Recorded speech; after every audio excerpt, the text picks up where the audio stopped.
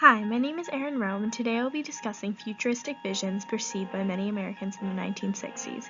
I will begin by discussing a Twilight Zone episode that is set in a future totalitarian state.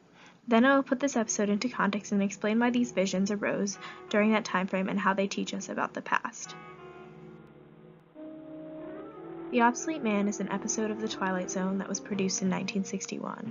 A man named Romney Wordsworth was brought in front of the Chancellor, as seen in this image, and is put on trial for being obsolete, as he is a librarian and books are banned by the state, and he believes in God, which is a crime that is punishable by death.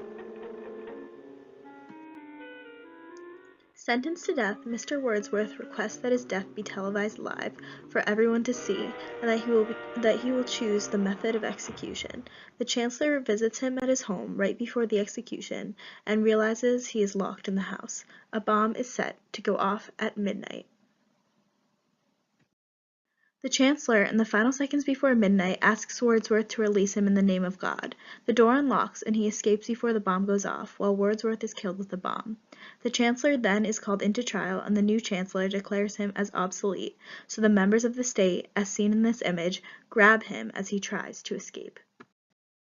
The end of the episode concludes with this line, expressing that Wordsworth should not have been considered obsolete, but that a government so cruel that treats its citizens like machines without beliefs, rights, or emotions should be considered obsolete.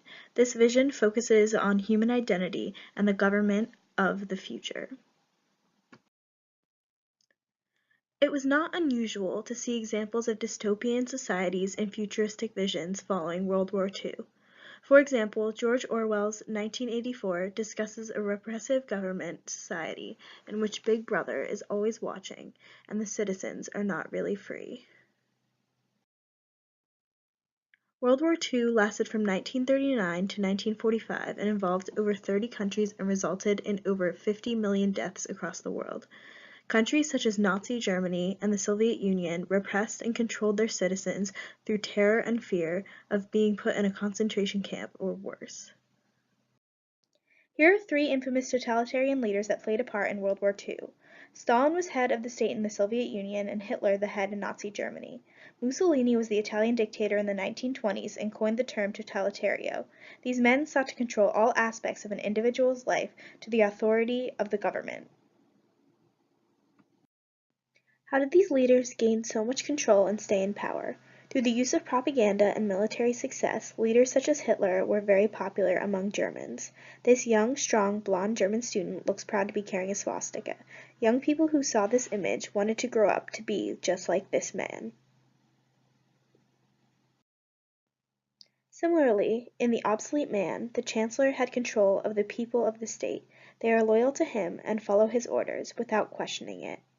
This Twilight Zone episode highlights how brainwashed the citizens are and how they blindly follow the government without question.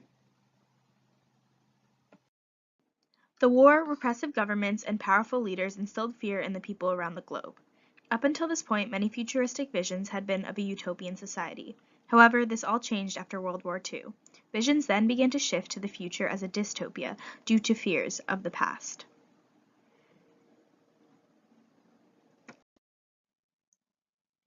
In the Obsolete Man episode, the narrator states in the beginning of the show that this is not a new world, it is simply an extension of what began in the old one.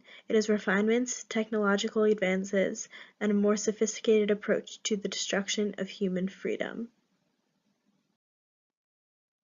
This destruction of human freedom reflects the fear of the government in the 1960s.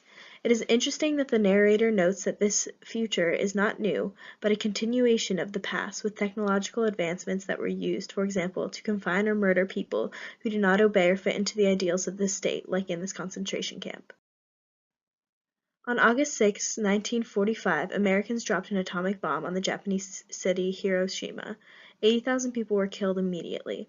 3 days following, a second atomic bomb was dropped on Nagasaki that killed about 40,000 more. Radiation poisoning and other devastating effects resulted from the bombings. In the 1950s and 1960s, fear played a major role in future visions through movies, television shows, magazines, and advertisements. This image is from 1952 and has the caption, "Our homes and great cities, which we thought to be safe from attack, are now vulnerable." This instructional guide from 1951 explains how to survive an atomic bomb. The top part of this graphic is a typical image of this time period. It shows a city that is caught up in flames and has just been a target of an atomic bomb. The fear of destruction and governmental control were key themes following World War II and the Cold War. People believed that this was the route that society was proceeding on. Expressed in many drawings, advertisements, films, and shows, these themes showed us how people were thinking at that time. The elimination of religious values is another part of the Twilight Zone episode that is common to totalitarian states. Instead of worshiping a separate entity or god, the people are expected to treat their leader as a god and denounce any forms of religion.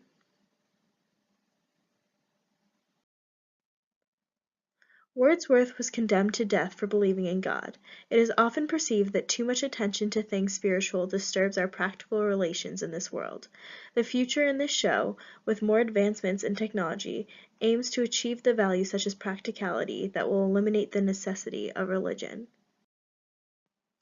The futuristic visions that manifested in oppressive governments and atomic bombings reflected the fear that people expressed during the 1960s following World War II. By exploring the context behind these visions, we have rationalized why they portrayed the future the way that they did.